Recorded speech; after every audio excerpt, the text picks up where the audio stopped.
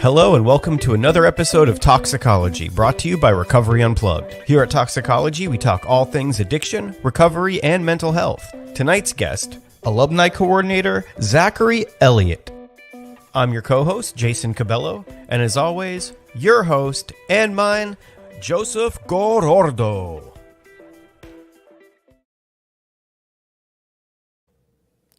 Oh, the claps. Hey. Oh, okay. Hey, the boys are back in town. The boys are back. We are both in town. Welcome to Toxicology. Jason making it by the skin of his teeth. That was close. Oh, For those of you at home, I forgot to get the intro. I've been very busy doing Recovery Unplugged stuff, and just a few minutes ago, behind the scenes, Greg texted me and said, "Intro?" ? And I said, "Oh shit!" I looked like the Tasmanian devil coming through here. So good to be here. Hey, Jackie from Ohio. Welcome back. I feel like I've seen your name before. Jackie. Thanks for coming out. And here on Toxicology, we are the greatest recovery, mental health, and addiction podcast in the known universe. Like by far. Like it's not even competition. It's like when you look at the statistics for Usain Bolt's records versus everyone else's records. Like that's what I always say. I say we're the Usain Bolt of mental health podcasts on at 7 p.m. Central on. But either way, if you found yourself listening to us, whether it be live or on audio on all the different podcast platforms, welcome. If you're here live today, please, hop in the chat, introduce yourself. Feel free to talk amongst yourselves. Maybe you'll even get mentioned on the show, which is every little boy and girl's dream growing up, right?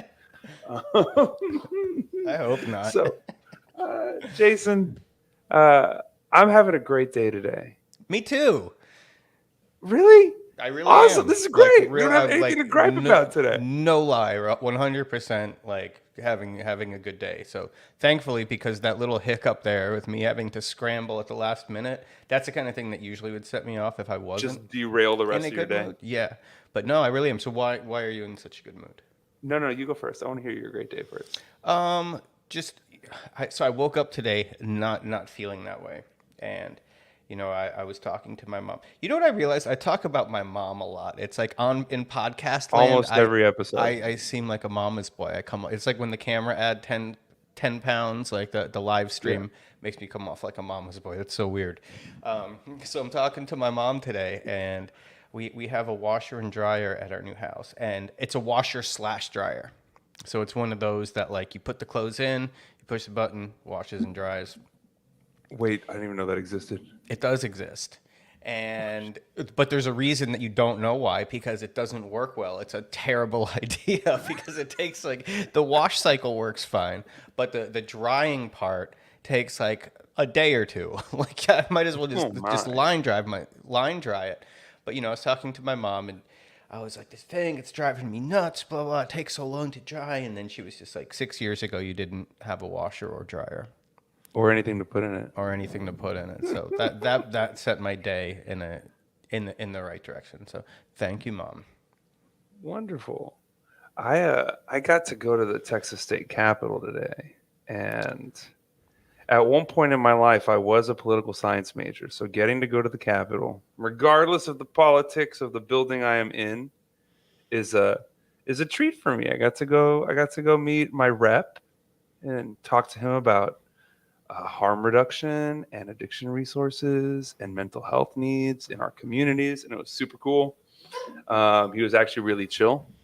Shout out State Representative John Busey III.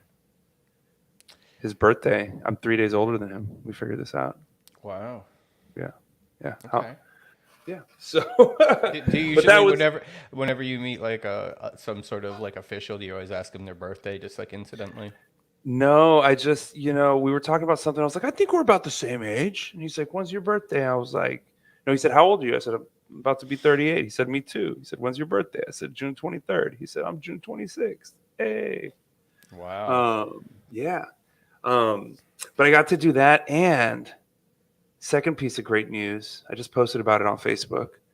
The Book It program from the 90s. Remember where you might have been a little old for this, Jason, but back in the 90s, if you read 5 books during the summer, you'd get little stickers and you'd put them on this pin, and you would take the pin with all the stickers to Pizza Hut, and they would give you a personal pan pizza. What? And this was in the glory days of Pizza Hut, like salad before bar. they sold out. Yeah. I mean, salad bar, Mrs. Pac-Man game in the back. The personal pan pizza would come out in like one of these deep dish skillets. I remember the deep dish skillets. The book it thing was a little bit past my my time, and I probably did read 5 books in the '90s, so I could have. You could have gotten one pizza. One pizza. Speaking of books, you reading anything?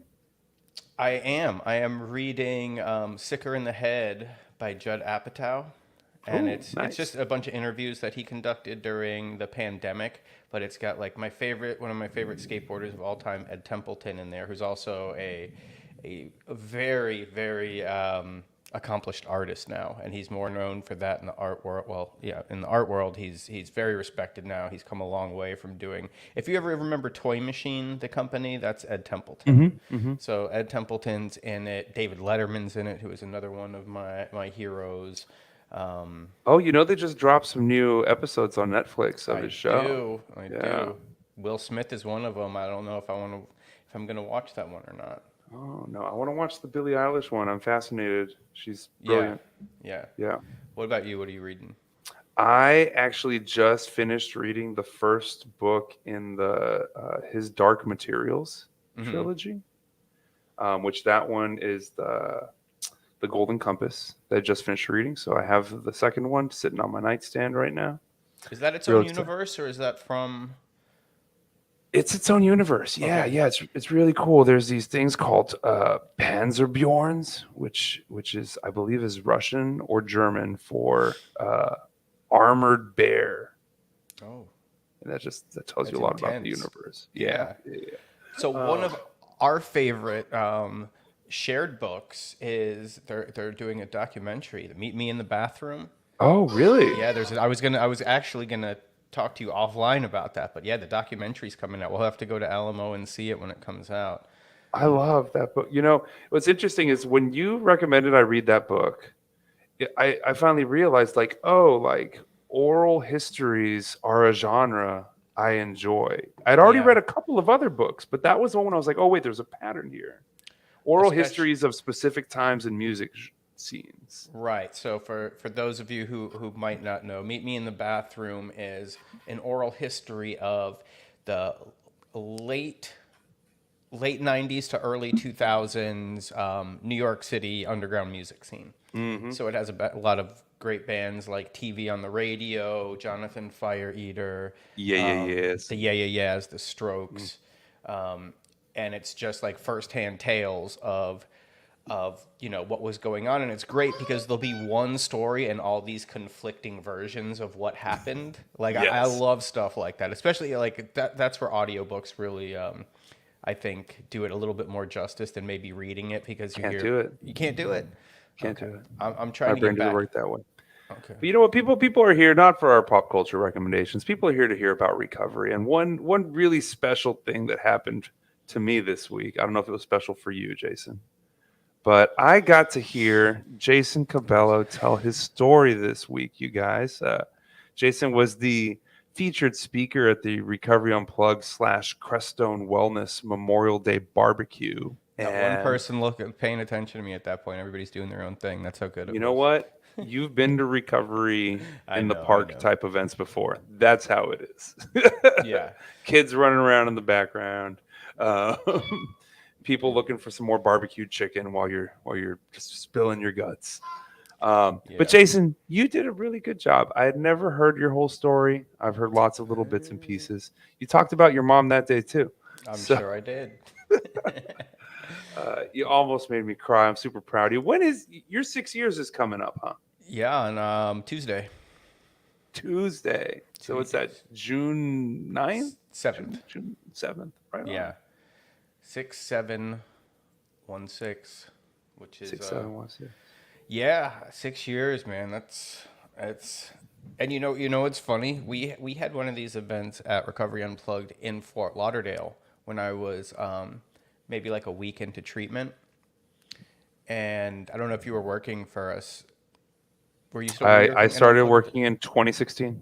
Okay, so maybe this is when you just June 13th, 2016 Oh, so was my first day. you probably had just missed the invite then, because that's around the time it was, um, and I remember being there because it was on property, and I was like, man, that'd be so cool if I like one day I got to speak at one of these, and you know, and there you go, it happened. Lifelong dream. And you know what was the coolest thing about it, and why I do this? Like, my job is one thing. This podcast is part of that, even though I enjoy it very much. But when guys will come up to me afterwards and ask, like, "Hey, man, you think you could? Can I call you? Like, can you help me out? Maybe work some steps with me and stuff?" And we did it, and I got like 5 guys who I gave their number to. 3 of them called already, and I get to give it back, and that's the most important thing about this. Because if I stop doing that, then it doesn't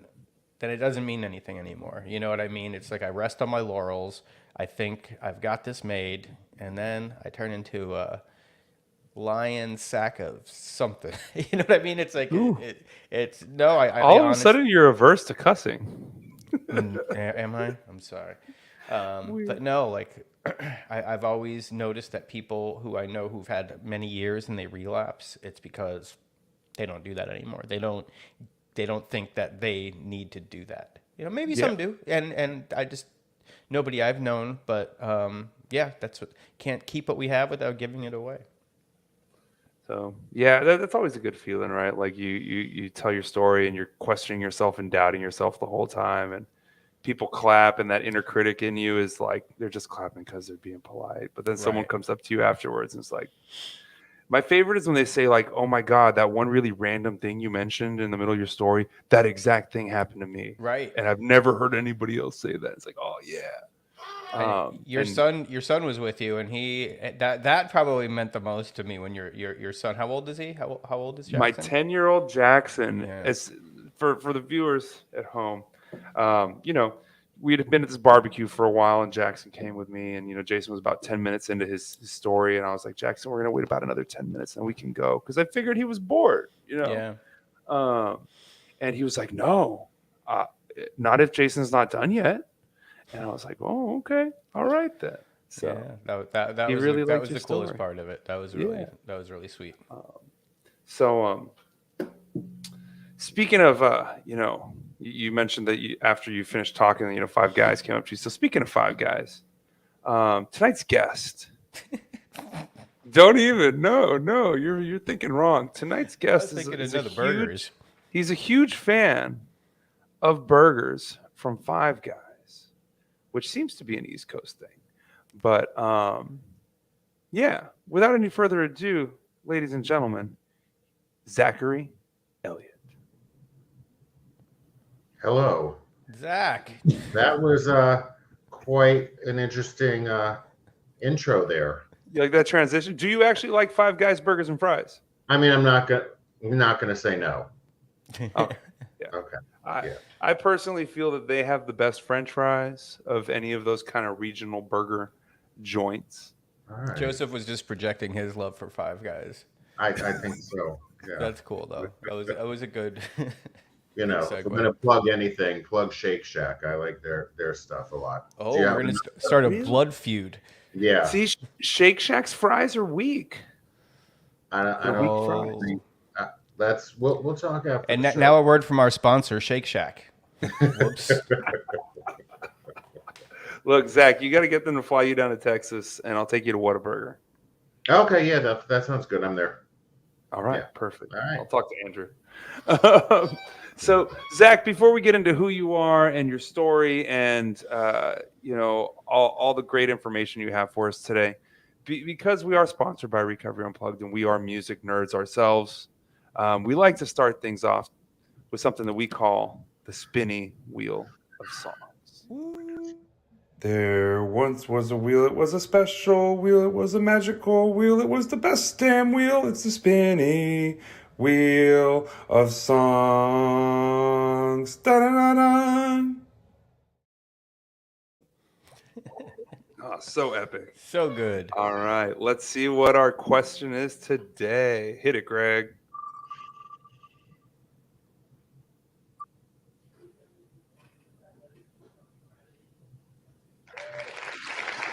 A song that gives me gratitude. Zach, we're not going to put you on the spot. I'm going to have Jason go first.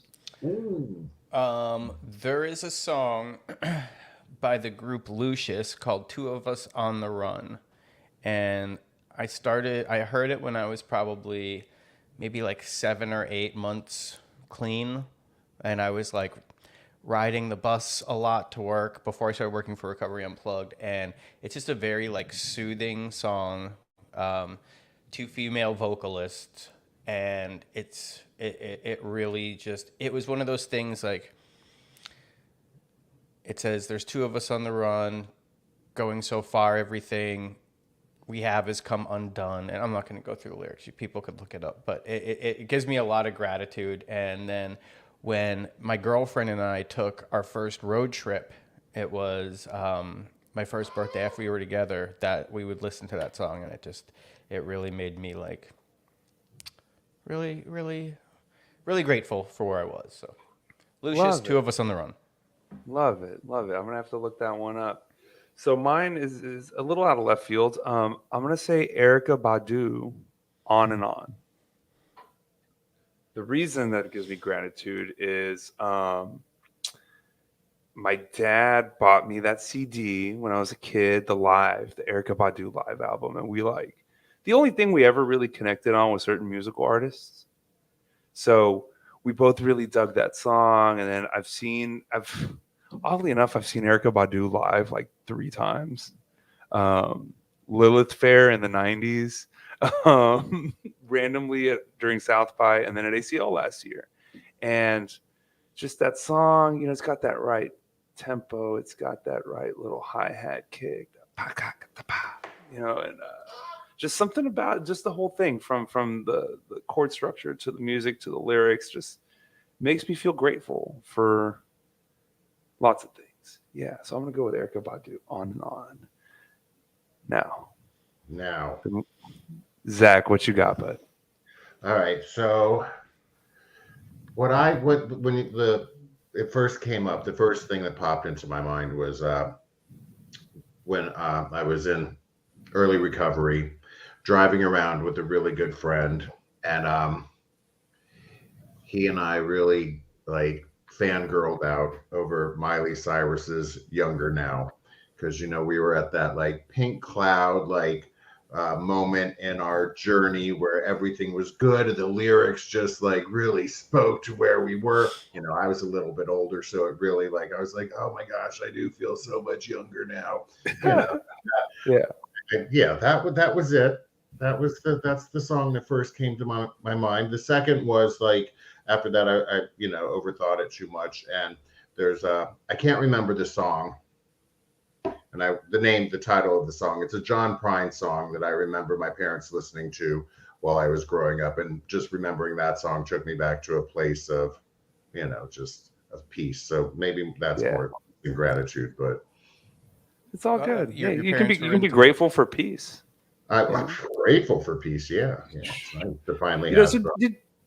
Did you guys have? I had this period of time in early recovery. I want to say it was kind of between 60 to 90 days, where I was very pink cloudy, and everything made me cry, but in a good way. Yeah, you know what absolutely. I mean? I have. I still have that.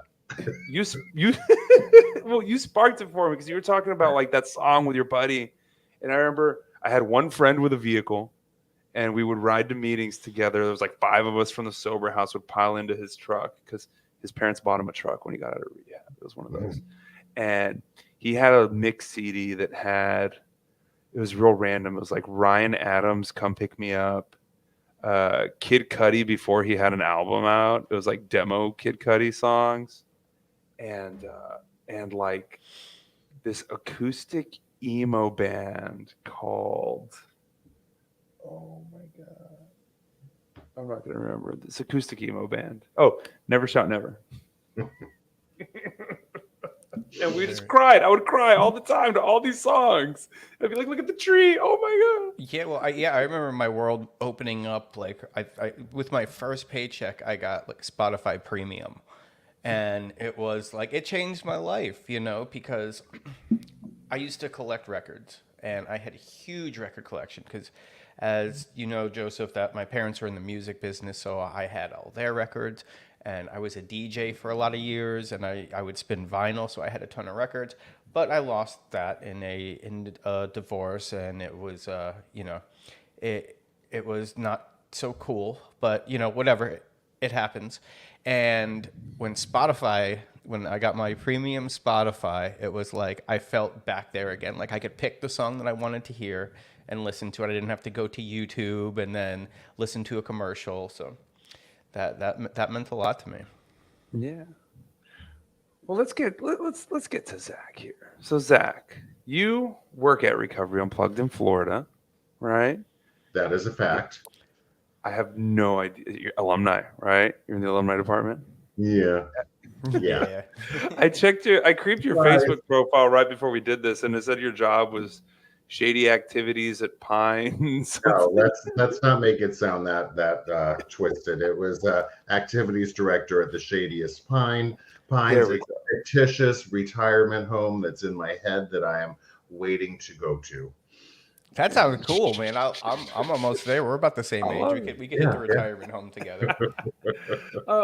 But so Zach, tell us just a little bit, of where'd you start, what happened, how'd you end up here, what did your journey into recovery look like? Oof, long, lots of banging my head against the same wall over and over. It's starts off, I think, like I've heard a lot of people say, where you as a child, you just don't feel you belong, you fit in, you don't know your place. You feel like an outsider looking in, and I've just heard that a lot, and it's always resonated with me because that's how I felt. And I didn't know if I necessarily felt that way because of addiction or because I wasn't heteronormative as a child, and there weren't real, there's stuff back then you didn't know too much because I'm old and it was the 70s. But so stuff like that. So I never really found my voice. I never really used a voice. So in that also, I never really felt heard. I didn't know myself. What I did know about myself, I didn't like because I had these words from society, I guess. I remember one of the weird memories from my childhood that really still stands out and just makes me question a lot of things about how I would know such a thing at such a young age is the people I had the most contact with, playtime, were my cousins, on my dad's side, and they were 3 females. So, I was the second youngest. We played Barbies and everything. And I remember one Christmas time, I must have been around 6, I want to say. My dad said I go to the store, get whatever I want at the toy store. And without him even saying anything, just even me at that age, approaching the aisle covered in pink sent shame into me. I was embarrassed. I was mortified. And I don't know how I even knew at that age that was wrong. My parents are very progressive, liberal hippies. It's not like I was raised in some sort of, not nurturing environment for that. But it was still, it just stuck with me. So I don't, somewhere along the way, without my parents, without their input, I learned that what I thought I had learned, what I was inside, was wrong. Yeah. Well, I think we a lot of times we underestimate the impact of societal norms, right? A lot of with the recent "don't say gay" thing, right? And I don't want to get super political, but one of the motives for that was, for children who are LGBTQ to see examples of themselves in the books, the movies, the TV shows, etc. they portray. And I mean, I think we've come a long way in the last 20 years or so. But I mean, in the 70s, there was nothing. I mean, what I had in the 70s was, for at that age, were Saturday morning cartoons. So you had the very male, ones that boys would watch. You'd have the fluffy ones that girls would watch, and then in between there'd be the Smurfs. which were more on the feminine side anyway. So it's something that, like, obviously I absorbed, right? In the 70s, at that age, what are you really looking for other than like cartoons? But even getting older, there was the only depiction of non heteronormative folk were always very, like, on the male side would be very like flamboyant and Yeah. comedic relief. Same, but the other end of the spectrum for like females, they'd be the Large Marge and Pee Wee's. Large Marge, Yeah. like that type of thing. Very hyper masculine women. I recently rewatched Friends with my wife, and which doesn't feel like a show from that long ago, but there is literally a homophobic joke in every single episode of that show. Yeah, that very like, there was an episode where like Chandler hugged a guy or something, and they were like, "Oh, you hugged a guy," Like if that vaguest implication is just like the most horrible thing that you could think. Right. So so growing up, even like people in that time, which we think is not that long ago. So yes, it has made great strides, right? Yeah. Like any progress is good progress. Yeah. But obviously we as people always have more progress to make. Yeah. But that, we've gotten on that topic real quick. Yeah, but so at a young age, you say you kind of already knew you were different, but didn't necessarily have the language to put to it. No. And then, coupled with, like, as I got older, I was, I presented as more feminine. My voice was higher. So that's when, like, the bullying began, right? Mm-hmm. So all that, like, played into everything. And, I was very withdrawn, I riddled with anxiety in school. Like, if the teacher called on me, it was the worst day in class. Or if I had to, like, give like reports in front, anything school related, I did everything to, buck school. I was sick all the time, stuff like that. So yeah, there was things in my childhood, which I'm sure everyone has in their childhood, but I chose to, go real inward. And like the moment that I remember that my first like encounter with substance was it was either a bar or bat mitzvah, like all like the parents leaving like their drinks around the tables and everything. And I just went around and started drinking them. And the feeling that like the warm rush, the like the anxiety just dripped away. I felt like I was fixed for that moment, so it was that, and then it progressed really quickly. Granted, that was like I was probably 11 or 12 at that time, but my using really, it was very sporadic then. But at 14, it just launched into the. So prior to that experience at 11 or 12 years old, like, was there any other situation where you'd experienced something similar, like a feeling of security or like, did you have a safe place or a safe person prior to that where you could feel, just that anxiety go away? Or was that like literally the first time? That was literally the first time. I didn't have a good, like, around that time I started getting friends, right? Like a good group of friends. But even that, like I didn't let it was all an act. I put on the performance that I thought they wanted to see. Right.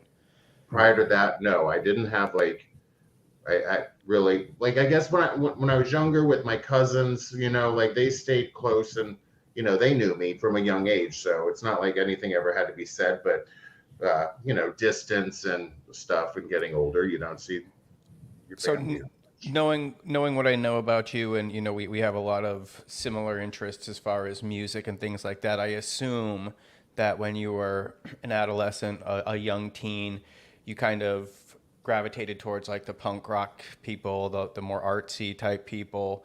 And then to find even that, how divisive that is when you go to like a punk show. It was like way more open-minded than anywhere else in the world. But then once you got in, it was still as divisive as high school. It was Right. like, people throwing around the F word a lot. Some of Mhm. the more gutter punk, some of the skinhead guys would probably be, where you thought this was a safe space where you're like, oh, okay, I'm welcome to be kind of a freak here. I'm welcome to be kind of an outcast, and it's celebrated to a point, Yes, yes. I mean, there was that, and again, like the I'll be who you want me to be, so you will allow me in, which was still, incredibly lonely. Like that's the loneliest place to be, is around people and no one knows you. Right. Yeah. So you first drank and experienced something that I don't think most people experience. I think that's unique to people like us, right? That instant relief. And I heard it once described as suddenly being able to breathe with your full lung capacity, and that always stuck with me. So how did it start progressing, and how did it get to the point when you first started, seeking or thinking that recovery might be a thing that you need to look at? Oh, geez, how well like I said, like it went, like the using went off the rails when I was 14. When did Quick. Yeah, quick. My first treatment episode was at, I want to say it was 17, and there have been many in between that one and the last one. In there was a period when I was 22, when I first came down to Florida, where I managed to stay abstinent for a little over 4 years.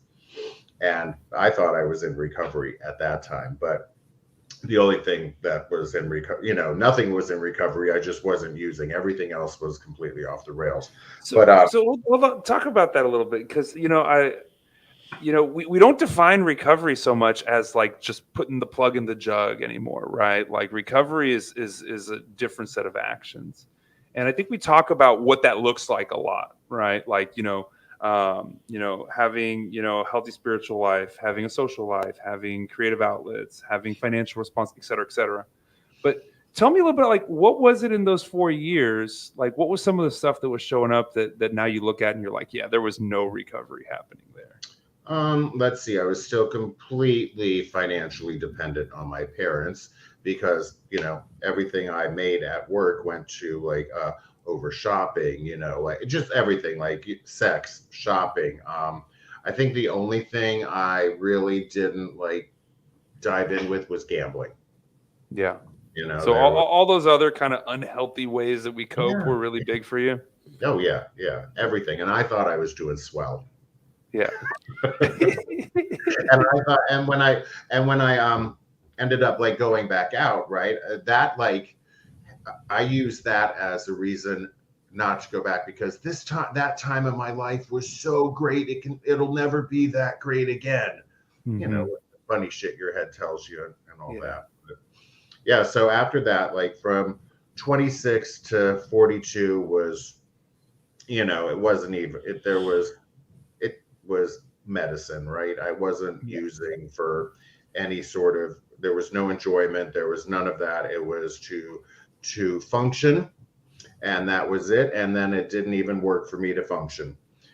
So what happened, like prior to me getting help this time, was for the 2 years prior to me seeking help, a little over 2 years probably, my mother and her partner both passed away. My mother's partner first, and she passed away from cirrhosis, and then my mother shortly thereafter was diagnosed with a brain tumor, and then she passed away.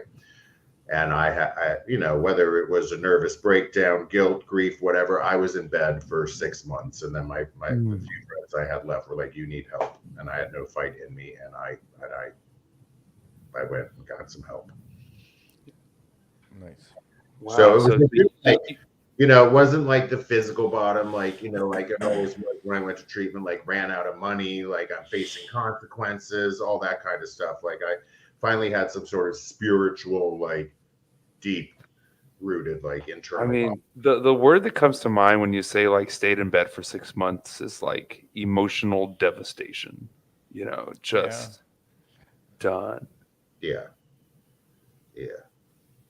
So you went 16 years, not a thought of recovery in those 16 years.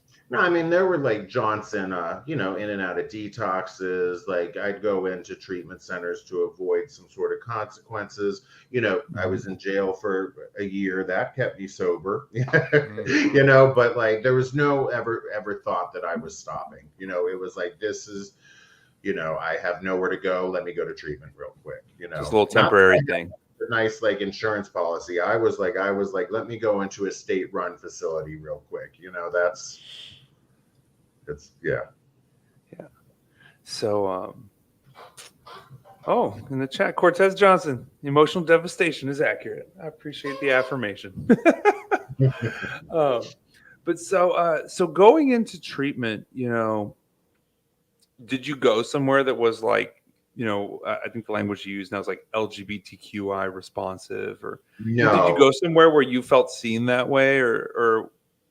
No, I had like multiple like negative experiences in treatment regarding that. I had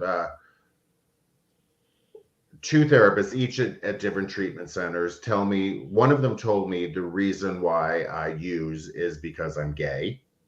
And then the other person at a different treatment center told me the reason why I use is because I'm not really gay. So, you're one of those fake gays. Yeah, I was a fake. I don't, whatever it was. I was just like, you're pretty far off the mark. So, it was just very strange. And I went to, I found that for me at that time, there was still a lot of fear, and I don't think people. I don't know. It was not, no, there was no like special like reason why, there was none of that about this place. This place is still around, but there was nothing, there was no rainbow flag. Yeah. Right. So were you, I think we might have skipped over this a little bit. When did you come out, like across the board? Thank you, Jason. I mean, when did the words come out of my mouth? When I was, I want to say 14, and I brought and I introduced my boyfriend to my mother at that time. And meanwhile, my mom was a lesbian, and she was with her partner, and I was raised, and it wasn't talked about. They were just roommates and friends, and always had separate bedrooms, but it just was something that wasn't talked about. Yeah. So even with that, like having like two moms, there was still a shame in like, I was seeing how you're not, this is how you act as a homosexual couple. Yeah, never say it out loud, right? No, it's just like everyone thinks we're sisters, we're roommates, like we don't sleep in the same room, we don't talk about it in front of you, we show no affection towards one another. Mm-hmm. It's just sad for them. I feel very, heartbroken for them. Yeah. And I forget why, but I was reading this article probably a couple months ago where they talked about like all these hidden instances of homosexuality throughout history, and it was like this story in this newspaper about these two women best friends who had houses next door to each other for 50 years. And it's like, come on now, and they had all these different examples of things like that. But that was a very real thing not too long ago. And it probably still is real for some people today. It's 100% real for sure. Very many. Yeah. So you experienced some challenges, when first trying to get into recovery because of, the system not really being built or even considering you as a person, right? So, I mean, what do you think? It wasn't discussed, in most of the places. It was just like, this is uncomfortable. Yeah. That's how it felt. I mean, I don't know if that's the perception I got. No, it probably was. That's not important. Work the 12 steps, you'll be fine. Right? Yeah. That kind of deal. Like they wouldn't address, like, they were real like particular about like coupling with male and female clients. Like, but Mhm. you know, I was not well behaved in treatment, but clearly that was too uncomfortable to discuss with two male clients at the time. Yeah. You know. Absolutely. So what is, maybe not what do you wish it had been like for you, but like, what do you see now in treatment, in the treatment world, that you think is really effective and beneficial to, the LGBTQI population? What are some things that, you've seen treatment centers do? And also maybe like, what are some things maybe for our listeners, some ways that they could be more supportive of people in their lives? You know, I think, well, let's start with the second end of that question because I'll Go forget the for it. first end before. But I think for people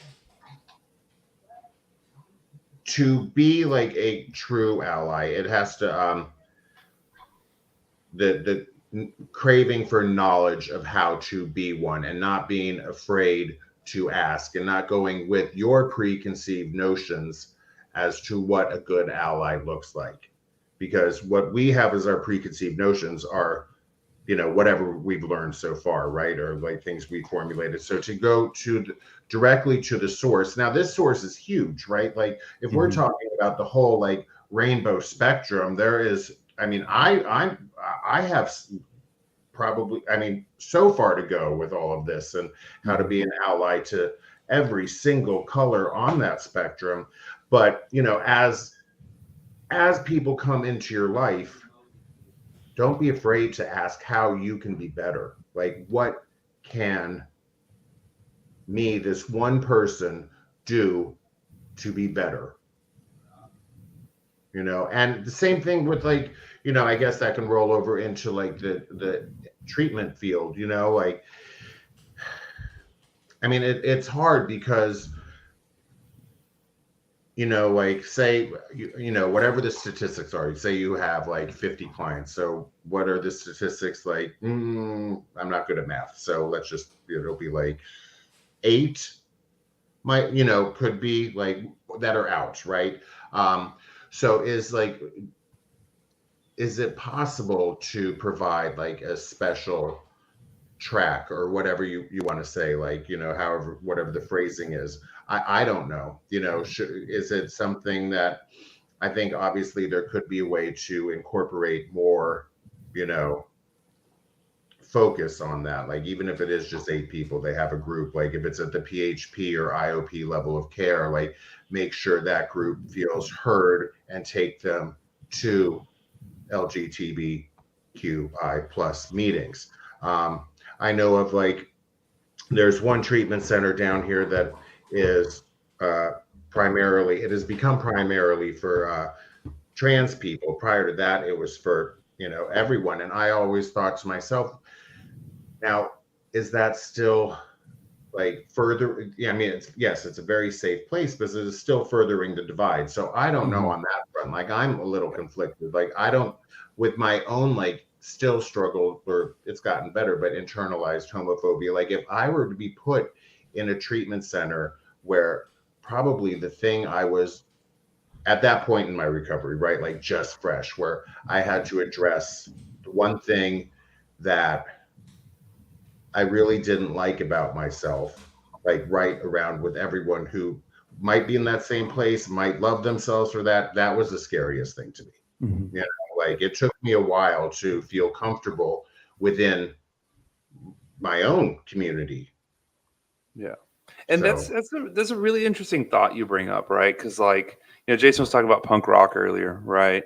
You know, first there was just punk, and then it slowly divided into all these little genres to where there's like these different little, um, just little subsects of this supposedly larger group, right?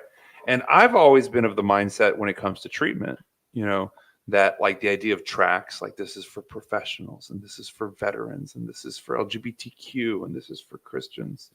I've always been kind of opposed to it because I feel like, the central problem that we're all here for is right. what binds us together. That's probably a little bit of my 12-stepper coming out, right? Like we're what does a big book say? We're like people from who got onto a raft off a sinking ship. Like, we're not really worried about Yeah. class or culture, just trying to get away from this thing.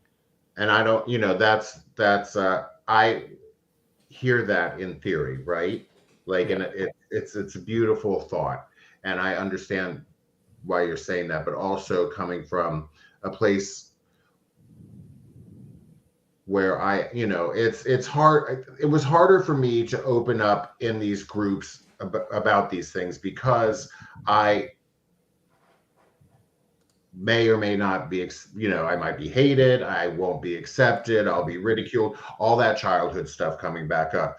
And I know that everyone has that, right? So I don't know to what extreme everyone has that because I'm not them. So that's why I'm so like, yes, if you get over that, like when it does happen, when you're in that group and you do, release these things and you see the love come back at you, that is like the best thing ever. But is that everyone able to do that? That's the well, that's the counterpoint, right? Like, people recover better when they feel safe. Yeah. And the reality of the world is that LGBTQI individuals are often unsafe and targeted and stand out. You mentioned statistics earlier, and I think last time I looked, something like 45% of LGBTQ youth contemplate suicide at one point, like before they're 18, have thought about suicide. Did you ever struggle like that? Maybe not, but well, yeah. I mean, did you ever struggle like that? There were attempts. Yeah. Of course. Yeah. There was massive depression, massive hatred of myself. And then that was even before, like, that was all there before I picked up. And then once I picked up, then things, started really spiraling. It just, the recurring suicidal ideations were, always. Well, I think I speak for a lot of people when I say that I'm glad that you did not follow through with that. I don't know if you've been seeing some of the comments in the chat here today, but we had James earlier said, Zach Elliott is the fucking man and has gone above and beyond for me. I'm sober today because of his direct hand in my life. And then Amy said, Zachary, you're a friend for life. I love everything about you, and I am so grateful to have met you. You saved me in so many ways. I mean, that is some cool shit to hear.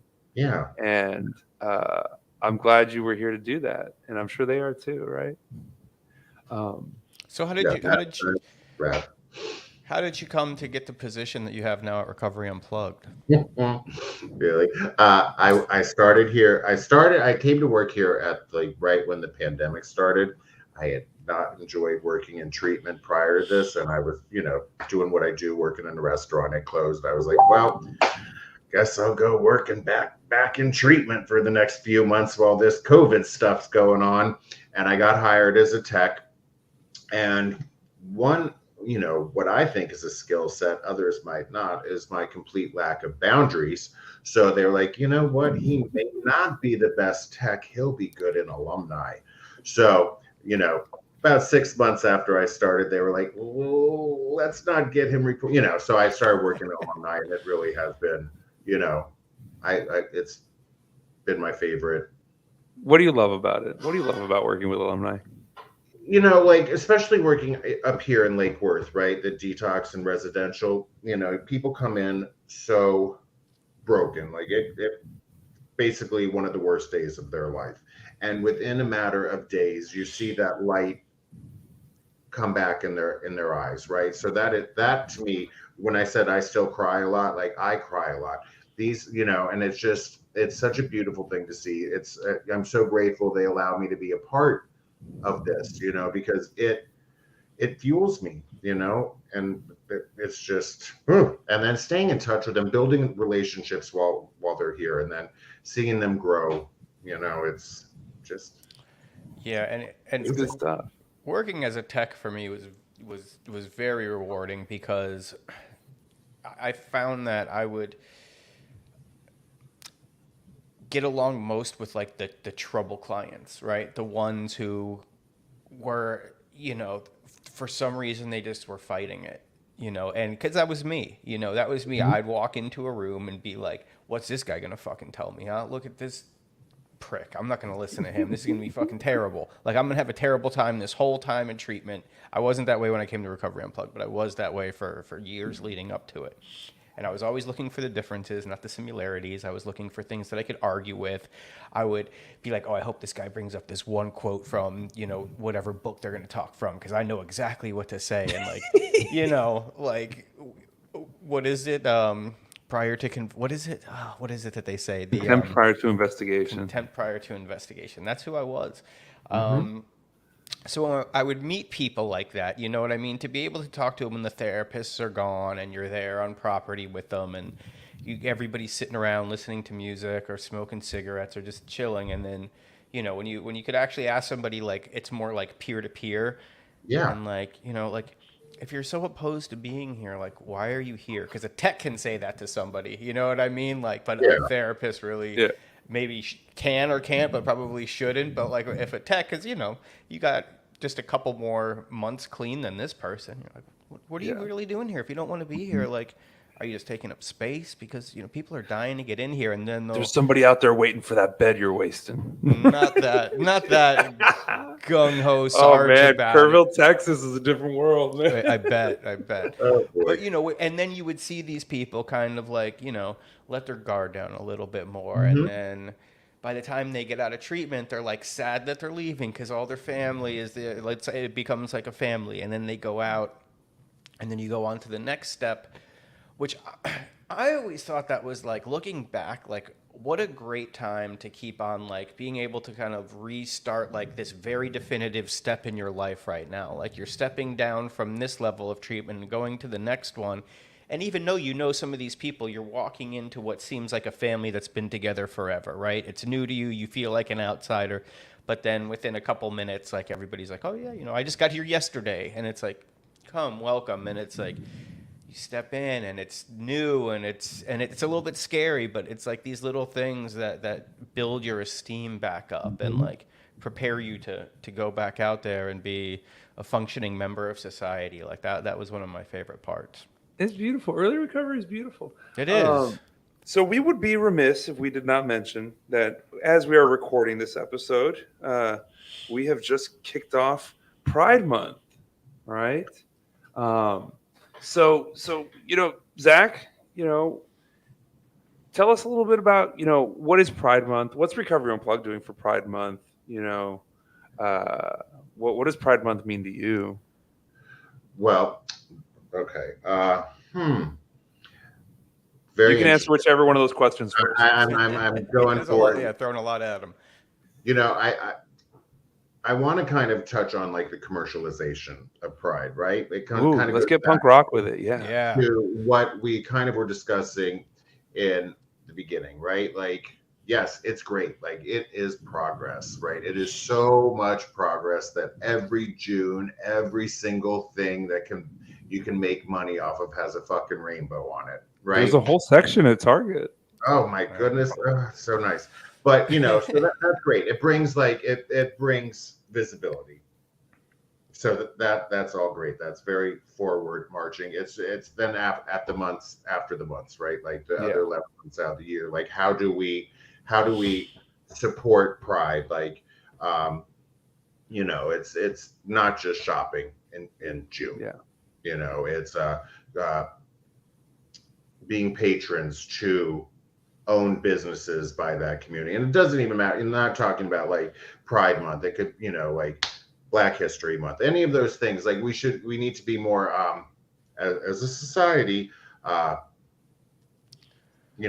very punk rock, not giving the man all the money, but look like, be local, see what companies you can support and let them grow. And don't put the rainbow flag away on July 1st. No. They go in, they go in the attic like everything else. You bring out the American flag for that. They cannot be hung together. Yeah. Well, Zach, I'm gonna hopefully maybe this will give you some hope for the future and the direction the country's heading. My son, my oldest, is in middle school, and they have a Pride a Pride club, and it's for LGBTQ and allies, very specifically. And he has a friend who is bisexual or non-binary. So they're 12. They're 12. But so he decided to join this club to support her, and he shows up the first day, and he has both his ears pierced, and he had his hair dyed kind of blue, and he has this affinity for really short basketball shorts. And he walks in, and this kid goes, one of the more flamboyant kids is like, "Oh my God, you're totally gay." And he was not offended. He was just like, "Oh no, I'm not. I'm here because of my friend here." And like, I heard that story, and it made me so happy that like his response was like, "Oh no, I'm not." Like, no, Right. The complete opposite of what might have happened when I was in middle school, right? Right. Yeah. And Which he doesn't own a rainbow thing, but he's a real ally, or at least as best he can be at 12. And I think that's really cool. Yeah, that's ultimately where it can start in a true way, right? When they're children. And now you can get me started on what's happening in Florida, but we only have a few minutes left, and I don't want to end the night in a rage. I mean, there is a disclaimer at the top of the show that says that the views and opinions of the show are not those of Recovery Unplugged. But no, we probably shouldn't get into it. All right, so let's get you unraged with some rapid fire questions, then. Okay. It's rapid fire question time.